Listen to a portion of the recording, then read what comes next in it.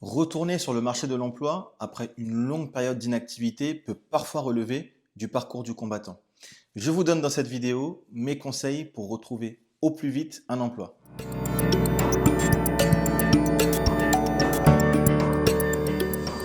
Salut et bienvenue sur notre chaîne. Je suis Cédric du cabinet Connect Consulting Recrutement et ici j'aborde l'ensemble des sujets liés à la recherche d'emploi, au recrutement et à votre évolution de carrière.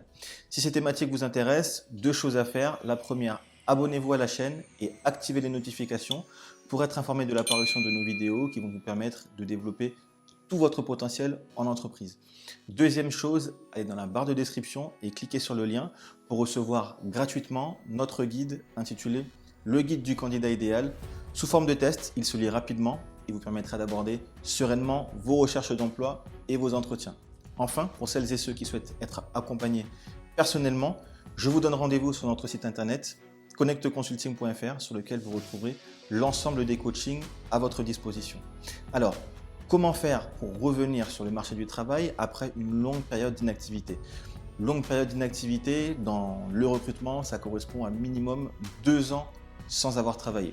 Donc à partir de 2 ans, ça commence à devenir compliqué de retrouver un emploi et encore plus lorsque l'on dépasse cette durée d'inactivité. Alors, les conseils que je peux vous donner sont multiples. Le premier, ça va être de revoir un petit peu à la baisse vos prétentions en termes de salaire, vos prétentions en termes de localisation, c'est-à-dire la distance que vous êtes prêt ou prête à faire pour occuper un poste.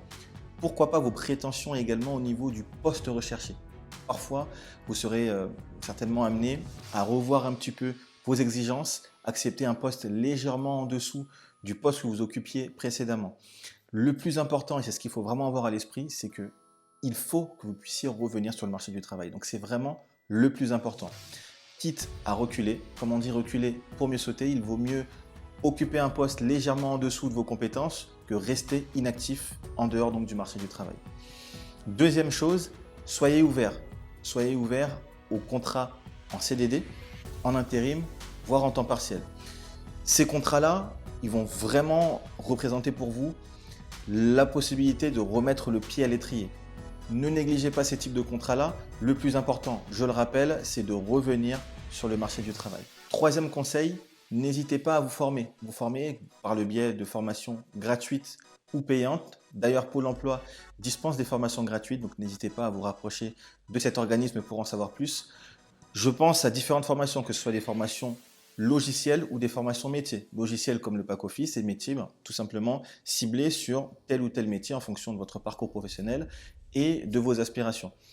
L'idée, c'est ici déjà d'une part de vous former et d'autre part de montrer aux recruteurs que vous êtes motivé et surtout d'ajouter une ligne en plus sur votre CV. Je vous donne un exemple, si vous n'avez pas travaillé depuis 2016, aujourd'hui je tourne cette vidéo donc en 2020, il y a donc un trou sur votre CV entre 2016 et 2020. Le fait d'ajouter une ligne de formation va jouer sur la psychologie du recruteur qui se dira que vous avez eu une activité en 2020, même s'il s'agissait d'une formation. Enfin, quatrième et dernier conseil, donnez envie aux recruteurs de travailler avec vous.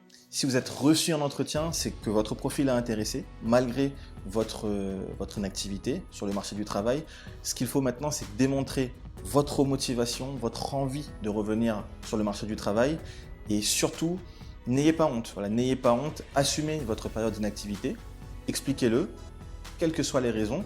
Vous pouvez avoir eu envie de voyager, avoir eu un congé, maternité ou paternité, différentes raisons qui vous ont forcé à ne pas travailler. N'ayez pas honte, assumez-le et montrez surtout votre motivation.